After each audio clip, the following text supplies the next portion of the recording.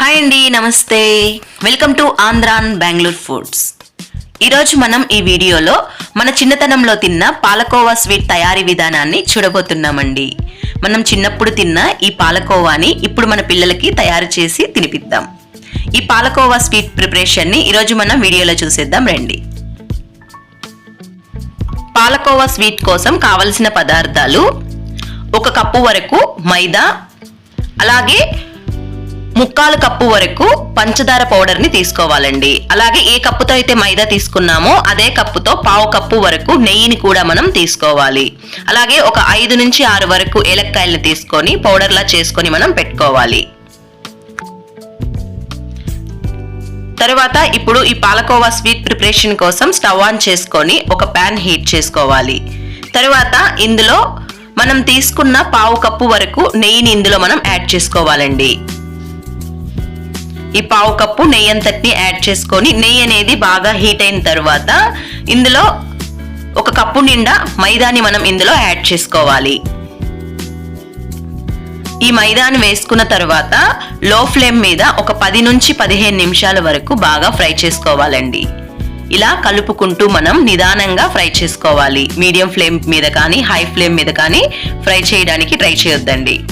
లో ఫ్లేమ్ మీదే ఈ మైదాని మనం బాగా ఫ్రై చేసుకోవాలి. మైదా అనేది బాగా ఫ్రై అయ్యి ఇలా కోవాలా మనకి తయారవ్వాలండి. ఈ మైదా అనేది ఫ్రై అవుతున్నప్పుడు మంచి అరోమా అనేది మనకి వస్తుంది. ఇలా మనకి కోవాలాగా తయారయ్యి ఈ మైదాలో నుంచి నెయ్యి అనేది కొంచెం సపరేట్ అయ్యే వరకు మనం బాగా ఫ్రై చేసుకోవాలండి. మెయిన్గా ఈ స్వీట్ని మనం ఫ్రై చేసుకునే దాని మీదే స్వీట్ టేస్ట్ అనేది చాలా బాగుంటుంది. ఇలా ఒక 10 నుంచి 15 నిమిషాల వరకు మనం బాగా ఫ్రై చేసుకున్న తర్వాత చెక్ చేస్తే ఈ మైదాలో నుంచి నెయ్యి అనేది లైట్గా సపరేట్ అవుతుందండి.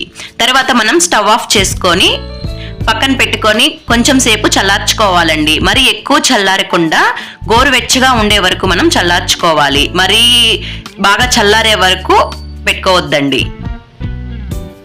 కొంతసేపు తర్వాత మనం ఒకసారి చెక్ చేస్తే ఎక్కువ చల్లారకుండా ముట్టుకుంటే గోరువెచ్చగా ఉండేటట్టు మనం చూసుకోవాలి.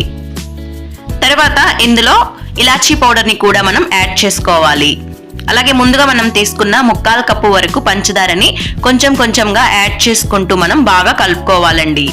చపాతీ పిండిలాగా మనం బాగా మెత్తగా కలుపుకోవాలి.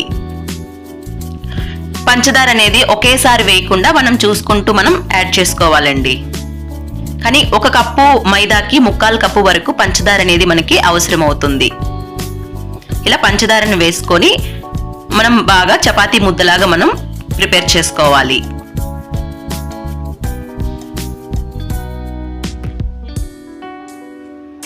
ఇలా మనకి చపాతీ ముద్దలాగా మనకి తయారవుతుందండి. ఇలా మనం బాగా ప్రిపేర్ చేసుకున్న ఈ పిండి ముద్దని స్క్వేర్ షేప్ కానీ రెక్టాంగిల్ షేప్లో కానీ మనం ప్రిపేర్ చేసుకోవాలండి. ఒక ప్లేట్కి నెయ్యితో బాగా మనం గ్రీస్ చేసుకోవాలి. గ్రీస్ చేసుకున్న తర్వాత ఈ పిండి ముద్దని పెట్టుకొని రెక్టాంగిల్ షేప్లో నేను సెట్ చేస్తున్నానండి. ఇలా అంచుల చుట్టూ క్రాక్స్ ఏమీ లేకుండా మనం చూసుకోవాలి. ఏదైనా చాకుతో కానీ లేదా గరిటతో కానీ మనం బాగా క్రాక్స్ లేకుండా చూసుకోవాలండి. ఇలా నేను రెక్టాంగిల్ షేప్లో ఇలా ప్రిపేర్ చేసుకున్నాను. ఇలా ప్రిపేర్ చేసుకున్న ఈ పిండిని మనం ఒక గంట వరకు మనం పక్కన పెట్టుకోవాలండి. గంట తర్వాత చూస్తే బాగా కొంచెం గట్టిగా సెట్ అవుతుంది.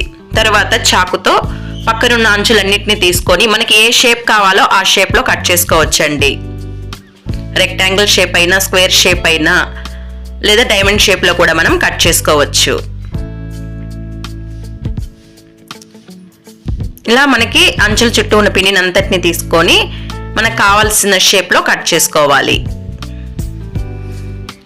1 కప్పు మైదాకి ఒక 20 వరకు మనకి ఈ పాలకోవాలు అనేది రెడీ అవుతాయండి. ఒకసారి ఈ పాలకోవాని మనం తుంచి చూస్తే బాగా రెడీ అయి ఉంటుంది. మన చిన్నతనాన్ని గుర్తు చేసే పాలకోవా స్వీట్ అనేది రెడీ అయిపోయిందండి. ఈ రెసిపీ మీకు నచ్చినట్లయితే మీరు కూడా ఒకసారి ఇంట్లో ప్రిపేర్ చేసి టేస్ట్ చేసి ఎలా ఉందో కమెంట్స్లో చెప్పండి. ఈ వీడియో మీకు నచ్చినట్లయితే మన ఛానల్ని లైక్ చేసి షేర్ చేసి సబ్స్క్రైబ్ చేయండి.